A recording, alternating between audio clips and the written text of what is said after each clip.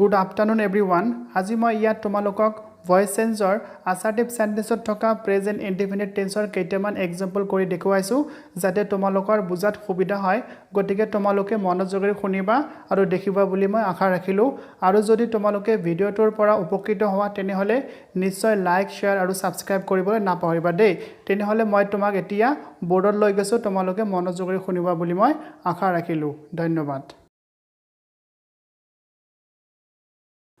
Okay guys, মই এতিয়া তোমালোকক বৰ্ডত লৈ আহিছো এতিয়া মই তোমালোকক কেইটামান এক্সাম্পল দি পেলাই ভয়েস চেঞ্জৰ কনসেপচন খিনি ক্লিয়াৰ কৰি দিম গতিকে তোমালোকে অলপ সময়ৰ কাৰণে মনোযোগেৰে শুনিবা মই প্ৰথম এটা এক্সাম্পল দিছো ইয়াত মই লিখিছো he plays cricket every Sunday that means তেখেত প্ৰতি ৰবিবাৰ ক্ৰিকেট খেলে যি নহওক সাপোজ ধৰি লোৱা এই কোৱেশ্চনটো তোমালোকৰ এক্সামিনেশ্যন পেপাৰত আহিছে তোমালোকে কেনেকৈ চেঞ্জ কৰিবা চেঞ্জ কৰিবলৈ হলে তোমালোকক তিনিটা বস্তু জানিব লাগিব এটা হল সেন্টেন্সটো অ্যাক্টিভত আছে নে প্যাসিভত আছে দুই নম্বৰ কি টেন্সত লিখা আছে তিনি নম্বৰ সাবজেক্ট ভাৰ্ব আৰু অবজেক্টটো তোমালোকক বিচাৰি উলিয়াব লাগিব তাৰ পিছতে তোমালোকে শুদ্ধকৈ চেঞ্জ কৰিব পাৰিবা গতিকে এইকেইটা কেনেকৈ কৰিব লাগে মই এতিয়া তোমালোকক দেখুৱাই দিম তোমালোকে জাস্ট মনোযোগেৰে শুনিবা ওকে তো প্ৰথমটো আমাক কি লাগে অ্যাক্টিভ নে প্যাসিভ অ্যাক্টিভ আৰু প্যাসিভ আমালোকক উলিয়াব লাগে তাৰ বাবে তোমালোকে কি কৰিবা প্ৰথমত কোৱেশ্চনৰ অসমীয়াখিনি ট্ৰান্সলেট কৰি লবা যেনে মই কৈ দিছো ইয়াত he plays cricket every Sunday that means তেখেত প্ৰতি ৰবিবাৰ ক্ৰিকেট খেলে দেখা ইয়াত এটা কাৰ্য দিয়া হৈছে ক্ৰিকেট খেলা কাৰ্যটো আৰু এইটো কাৰ্য কোনে কৰিছে সম্পাদন হি কৰিছে তেখেতে কৰিছে that means সাবজেক্টটো নিজে পুনে পুনে কাৰ্যখিনি সম্পাদন কৰিছে that means যদি কোনো এটা কাৰ্য কৰ্তাই নিজে ডাইৰেক্টলি সম্পাদন কৰে কাৰোবাৰ দ্বাৰা কৰা হোৱা নুবুজায় তেতিয়া হেতু সদায় এক্টিভ ভয়েসত থাকে that means এই কোৱেশ্চনটো আমালোকৰ এক্টিভ ভয়েসত আছে okay so it is active voice এতিয়া দুই নম্বৰ কি কাম আমালোকৰ দুই নম্বৰ আমালোকক টেন্স টো ধৰিব লাগিব কাৰণ টেন্স হিচাপত ভয়েস চেঞ্জৰ নিয়মবোৰ পৰিৱৰ্তন হৈ থাকে ওকে টেন্স ধৰিবলৈ হলে তোমালোকক ভাৰ্বটো দেখিব লাগিব আৰু এই সেন্টেন্সৰ ভাৰ্বটো দি আছে প্লেস আৰু এটো হল v5 ভাৰ্বৰ ফিফথ ফৰ্ম আৰু ভাৰ্বৰ ফিফথ ফৰ্ম সদায় প্ৰেজেন্ট ইনডিফিনিট টেন্সত হয় that means এই কোৱেশ্চনটো প্ৰেজেন্ট ইনডিফিনিট টেন্সত লিখা আছে ওকে এতিয়া 3 নম্বৰ কি কাম আমালোকৰ 3 নম্বৰ কাম হল আমালোকৰ সাবজেক্ট ভাৰ্ব আৰু অবজেক্ট বিচাৰিব লাগিব সাধাৰণতে আমি যেটো assertive sentenceৰ নিয়ম কৰি আছো আৰু assertive sentenceত সাধাৰণতে প্ৰথমত সাবজেক্ট থাকে তাৰ পিছত ভাৰ্ব এটা আছে ইয়াত দিয়াই আছে প্লেস তোমালোকে জানাই এতিয়া অবজেক্টটো কোনটো হ'ব তিনিটাৰ পৰা দেখা অবজেক্ট এটা উলিয়াবলৈ হলে তোমালোকক এটা কোৱেশ্চন কৰিব লাগিব শৰ্টকাট এটা নিয়ম আছে যেটো হল কি আৰু কাক তোমালোকক ভাৰ্বক কি আৰু কাকেৰে প্ৰশ্ন কৰিব লাগিব প্ৰশ্ন কৰাৰ পিছত যেটো আনসাৰ পাবা হেতু অবজেক্ট হ'ব যেনে মই কৰি দিছো ইয়াত তেখেত প্ৰতি ৰবিবাৰ ক্ৰিকেট খেলে এতিয়া কি এদি যদি প্ৰশ্ন কৰো কি হ'ব তেনেহলে তেখেত প্ৰতি ৰবিবাৰ কি খেলে তেখেত প্ৰতি ৰবিবাৰ ক্ৰিকেট খেলে তো এইটো আনসাৰ হল আৰু আনসাৰটো সদায় অবজেক্ট হয় তেনেহলে আমি অবজেক্ট কি পালো ইয়াত ক্ৰিকেট যদি তোমালোকে কিহেদি প্ৰশ্ন কৰাৰ পিছত কোনো আনসাৰ নপোৱা that means তেতিয়া অবজেক্ট নাই তাৰ পিছত তোমালোকে কাক শব্দ দি প্ৰশ্ন কৰিবা তাৰ পিছত যদি উত্তৰ পোৱা হেতু অবজেক্ট হ'ব ওকে তেনেহলে এই কোৱেশ্চনটোত অবজেক্ট দিয়া আছে ক্ৰিকেট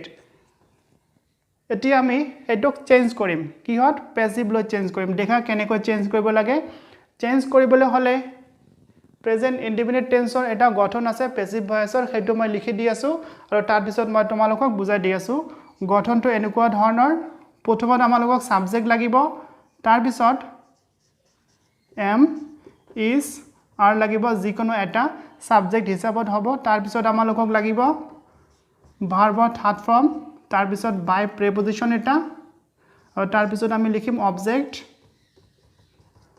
আৰু তাৰ পিছত যদি কোনো বাকি থাকে হেতু আমি এক্সটেনশন বুলি কও এক্সটেনশনটো লিখি দিম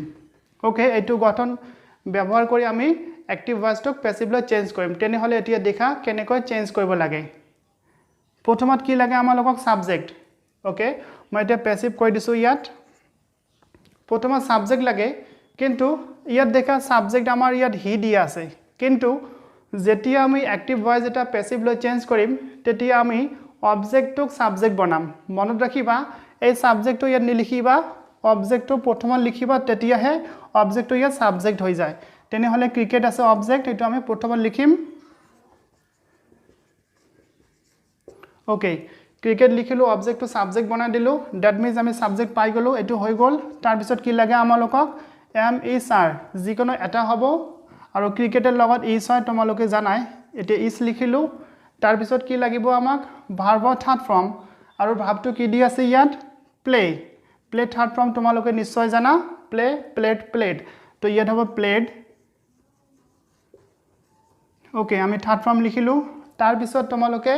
বাই প্ৰিপজিশন এটা লিখিবা ইয়াত মই বাই লিখি দিলো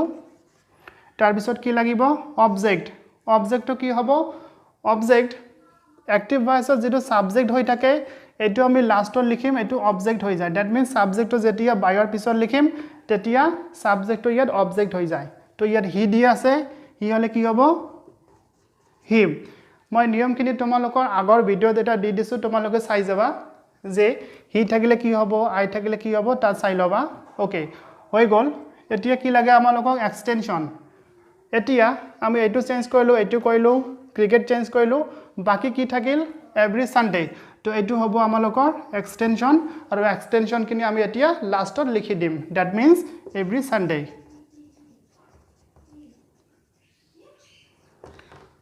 তো অ্যাক্টিভ ভয়েসটো আমি এতিয়া প্যাসিভলৈ চেঞ্জ কৰিলো আৰু এতিয়া সম্পূৰ্ণভাৱে শুদ্ধ হৈ গল তো মই আশা কৰিছো গাইস তোমালোকে নিশ্চয় বুজিব পাৰিছা এতিয়া মই নেক্সট এক্সাম্পল লৈ আগুৱাই গৈছো জাস্ট কনসেন্ট্ৰেট কৰিবা দেই ওকে মই তোমালোকক পুনৰ এটা এক্সাম্পল দিছো যাতে তোমালোকৰ কনসেপচন কিনি আৰু বেছি ভাল হয় তেনেহলে এক্সাম্পলটো দেখি লোৱা মই লিখিলো she buys books every month okay suppose এই কোৱেশ্চনটো তোমালোকক চেঞ্জ কৰিব লাগে তেনেহলে প্ৰথমত আমালোকক কি জানিব লাগিব অ্যাক্টিভ নে প্যাসিভ তেনেহলে মই অলপ আগতে কৈ দিছিল কেনেকৈ আমি বুজি পাম অ্যাক্টিভ নে প্যাসিভ আমালোকক কি কৰিব লাগিব প্ৰথমত ট্ৰান্সলেট কৰিব লাগিব ওকে মই ট্ৰান্সলেট কৰি দিও এতিয়া she buys books every month that means তাই প্ৰতি মাহে কিতাপ কিনে এতিয়া আমি দেখিলাম কাৰ্যখিনি কোনে কৰিছে কেনেকৈ কৰিছে তাই প্ৰতি মাহে কিতাপ কিনে দ্যাট মিন্স কিতাপ কিনা কাৰ্যখন তেখেতে নিজে কৰে দ্যাট মিন্স তাই নিজে কাৰ্যখিনি সম্পাদন কৰে আৰু যেতিয়া কাৰ্যখিনি সাবজেক্টে ডাইৰেক্টলি কৰিব হেতু সদায় অ্যাক্টিভ ভয়েসে হয় ওকে তেনেহলে এতিয়া আমি কি পালো active voice so it is active voice এতিয়া আমাৰ 2 নম্বৰ কি কাম আছিল টেন্সটো ধৰিব লাগিব কি টেন্সত আছে আমি ভাবটো চাম ইয়াত ভাবটো দি আছে v5 that means present indefinite tense আৰু আমি ইয়াত present indefinite tense ৰ বিষয় শিকি আছো গতিকে present indefinite tense বুলি আমি পালো এতিয়া আমালোকক subject object verb লাগিব subject verb then object এটোটো subject হবে এটো verb তোমালোকে জানাই এতিয়া আমি প্ৰশ্ন কৰিম কেনেকৈ object উলিয়াব লাগে আমি কিহেৰে প্ৰশ্ন কৰিম কি আৰু কাকেৰে প্ৰশ্ন কৰিম ভাৰ্বক যেনে তাই প্ৰতি মাহে কিতাপ কিনে এতিয়া যদি আমি প্ৰশ্ন কৰো কি বা কাকে দি তেনেহলে কি হ'ব যে তাই প্ৰতি মাহে কি কিনে আনসাৰটো হ'ব বুকস সো বুকস হ'ব আমালোকৰ অবজেক্ট আৰু বাকি যিখিনি আছে এইখিনি হ'ব আমালোকৰ extension I hope you understood it okay now I will change it এতিয়া মই এটো প্যাসিভ লৈ চেঞ্জ কৰিম কাৰণ এটো অ্যাক্টিভ ভয়েস হয় প্যাসিভ লৈ চেঞ্জ কৰিম মই অলপ আগতে তোমালোকক গঠনটো লিখি দিছিল প্যাসিভত মই পুনৰ এবাৰ লিখি দিম ইয়াত সাবজেক্ট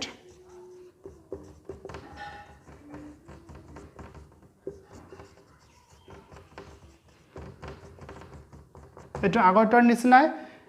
প্যাসিভ ভয়েস লৈ চেঞ্জ কৰাৰ নিয়ম হয় এটো প্ৰেজেন্ট ইনডিফিনিট টেন্সৰ তেনেহলে প্ৰথমত আমালোকক কি লাগিব সাবজেক্ট দ্যাট মিন্স কোৱেশ্চনটো যেটো অবজেক্ট থাকিব সাবজেক্ট কৰিব লাগিব ইয়াত বুকস লিখা আছে আমি প্ৰথমত বুকস লিখিলো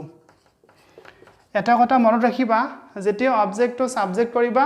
লেটাৰটো সদায় ক্যাপিটেলত লিখিবা যেনে ইয়াত স্মলত আছে মই ইয়াত ক্যাপিটেলত লিখিলো সাবজেক্ট হৈ গল তাৰ পিছত এম ইজ আৰ লাগিব এটো বহুবচন হয় গতিকে আৰ হ'ব ভাৰ্বৰ 3 নম্বৰ ফৰ্ম লাগিব ভাৰ্বটো দি আছে বাই এটো 3 নম্বৰ ফৰ্ম হল বট এইটো v3 হয় তাৰ পিছত আমালোকক বাই লাগিব ইয়াত বাই লিখিলো দেন আমালোকক অবজেক্ট লাগে দ্যাট মিন্স কোৱেশ্যনৰ সাবজেক্টটো আমি ইয়াত লিখো অবজেক্ট বনাম আৰু সি থাকিলে ইয়াত কি হ'ব har এতিয়া আমি গোটেইখিনি চেঞ্জ কৰিলো লাষ্টত এক্সটেনশন কিনি দিয়া আছে এক্সটেনশন এভৰি মান্থ হ'ব আমি লাষ্টত এভৰি মান্থ লিখি দিম হৈ গল so this is the passive form of this active voice তো আশা কৰিছো তোমালোকে এইখিনিও ভালদৰে বুজিব পাৰিছা আৰু তোমালোকৰ কনসেপচন কিনি ক্লিয়াৰ হৈছে মই পুনৰ এটা এক্সাম্পল দিম যাতে তোমালোকে আৰু ভালকৈ বুজিব পাৰা ওকে ওকে গাইস মই এতিয়া তোমালোকক পুনৰ এটা এক্সাম্পল দেখুৱাম ইয়াত মই লিখিছো the teacher teaches us that means শিক্ষকে আমালোকক শিকায় তো প্ৰথমত আমালোকক কি কৰিব লাগিব অ্যাক্টিভ নে প্যাসিভ তাৰ বাবে আমি সেন্টেন্সটো অসমীয়া ট্ৰান্সলেট কৰিলাম যেনে শিক্ষকে আমালোকক শিকায় তো ইয়াত শিকোৱা কামখিনি শিক্ষকে কৰিছে দ্যাট মিন্স কাৰ্যখিনি ডাইৰেক্টলি শিক্ষকে কৰিছে যাৰ বাবে হে এটো কি কোৱা হ'ব অ্যাক্টিভ ভয়েস ওকে তেনেহলে আমি কি বুজা পালো এটো হল অ্যাক্টিভ ভয়েস এটি আমালোকক টেন্সটো ধৰিব লাগিব কি টেন্সত আছে তাৰ কাৰণে কি কৰিব লাগিব কোৱাচোন আমালোকক ভাবটো চাব লাগিব আৰু ইয়াত ভাবটো লিখা আছে টিচাৰ্স এটো v5 হয় আৰু v5 টো সদায় প্ৰেজেন্ট ইনডেফিনিট টেন্সত হয় তেনেহলে আমি কি বুজা পালো যে কোৱেশ্চনটো প্ৰেজেন্ট ইনডেফিনিট টেন্সত লিখা আছে এতিয়া আমি কি কৰিম সাবজেক্ট ভাৰ্ব আৰু অবজেক্টটো চাই লম তো এটো সাবজেক্ট হয় আমালোকৰ এটো ভাৰ্ব হয় তোমালোকে জানাই আৰু এটো হল অবজেক্ট ওকে এতিয়া মই অবজেক্টটো প্ৰুভ কৰি দেখুৱাইছো হয় নে নহয় তাৰ বাবে কি কৰিব লাগিব কোৱাচোন আমালোকক কি আৰু কাকেৰে প্ৰশ্ন কৰিব লাগিব কাক প্ৰশ্ন কৰিব লাগিব ভাৰ্বক তেনেহলে আমি প্ৰশ্ন কৰিম এতিয়া কি আৰু কাকেৰে প্ৰথমে আমি কিহেৰে প্ৰশ্ন কৰিম যেনে শিক্ষকে আমালোকক শিকায় যদি কিহেৰে প্ৰশ্ন কৰো শিক্ষকে আমালোকক কি শিকায় তেনেহলে there is no answer that means there is no object তেনেহলে আমি এতিয়া কাকেৰে প্ৰশ্ন কৰিম যে শিক্ষকে কাক শিকায় তেনেহলে ইয়াত দিয়া আছে আমালোকক শিকায় তো this is the object তোমালোকে নিশ্চয় বুজিছা এতিয়া আমি পাই গলো সাবজেক্ট ভার্ব এন্ড অবজেক্ট এতিয়া আমি চেঞ্জ কৰিম তো চেঞ্জ কৰাৰ কাৰণে মই ইয়াত এটা গঠন দি দিছো তোমালোকে এটো ফলো কৰিবা এটো মুখস্থ কৰি লবা প্ৰথমত কি লাগে আমালোকক সাবজেক্ট দ্যাট মিন্স ইয়াত থকা অবজেক্টটো আমি যেতিয়া প্ৰথমত লিখিম তেতিয়া সাবজেক্ট হৈ যায় কেতিয়াও ভুল নকৰিবা এই সাবজেক্টটো ইয়াত নিলিখিবা অবজেক্টটো সাবজেক্ট কৰিবা তেনেহলে কি আছে ইয়াত আস মনত ৰাখিবা যেতিয়া কোনো pronoun আমি ইয়াত লিখিম সাবজেক্ট বনাম তেতিয়া আমাৰ যেটো মই গঠন দিছিলো ইয়াত টেবিল দিছিলো এখন প্ৰথম ভিডিওত তাত চাবা তোমালোকে ইয়াত উই আছিল তাৰ পৰিৱৰ্তে আস দিয়া হৈছে গতিকে এনেকুৱা অবজেক্ট যেতিয়া আমি সাবজেক্ট বনাম তেতিয়া ইয়াত হ'ব কি অ্যাক্টিভটো হ'ব দ্যাট মিন্স আস থাকিলে উই হ'ব ইয়াত সাপোজ ইয়াত যদি হিম থাকে তেনেহলে হি হ'ব যদি হার থাকে তেনেহলে সি হ'ব যদি মি থাকে তেনেহলে আই হ'ব নিশ্চয় তোমালোকে বুজিছা তেনেহলে আজ আছে আমি কি লিখিম ইয়াত উই দ্যাট মিন্স সাবজেক্ট আমি পাই গলো এতিয়া এম ইজ আৰ লাগিব উইৰ লগত আৰ হয় তোমালোকে নিশ্চয় জানা তাৰ পিছত কি লাগে ভাৰ্বৰ 3 নম্বৰ ফৰ্ম ভাৰ্বটো দি আছে টিচ এটো 3 নম্বৰ ফৰ্মটো হ'ব taught এটো মনত ৰাখিবা তোমালোকে ভালকৈ মনত ৰাখিবা যেতিয়া অ্যাক্টিভ ভয়েসৰ পৰা প্যাসিভ লৈ চেঞ্জ কৰিবা ভাৰ্বটো সদায় 3 নম্বৰ ফৰ্মতে হয় ওকে এতিয়া বাই প্ৰিপজিশন লাগিব বাই লিখিলো তাৰ পিছত কি লাগিব অবজেক্ট দ্যাট মিন্স কোৱেশ্চনৰ সাবজেক্টটো ইয়াত অবজেক্ট হ'ব এই সাবজেক্টটো কি লিখা আছে দি টিচাৰ আৰু দি টিচাৰৰ কোনো পৰিৱৰ্তন নাই সেই কাৰণে আমি সেইটোৱে লিখিম